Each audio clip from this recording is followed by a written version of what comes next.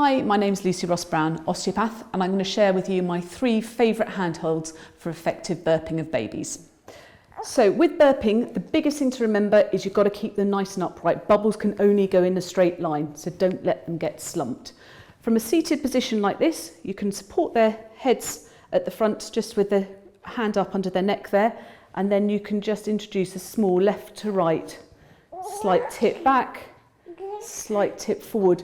It's not big movements. Little circles are very much all is needed. You can give their backs a little bit of a rub if you like, but just as long as you're keeping them upright all the way through, just that little bit of movement is often all it needs just to agitate the milk in their tummy. If you're moving them around too much, you're just going to make them sick. So it's small movements. It's much, much more gentle than people think, and trying to keep them as calm as possible. If babies are getting upset, if babies are crying, they're not going to bring up their wind. So your priority has got to be calm them down first and then try and win them. You can work with them up onto your shoulder, just have them nice and high. So again, you've got that nice straight line, you're keeping them upright through there. And again, either you can rock your own body, just forward and backwards, little gentle pats. And as you win them and you just change positions, if you see those legs drop, you know you've cracked it. That's the wind coming up and they've relaxed. So you'll see that visible change in them. They'll suddenly relax.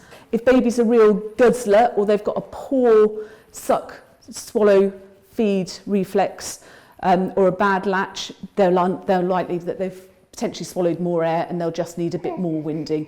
But you'll feel them sort of relax and they go, oh yeah, okay. They've given up, they're happy.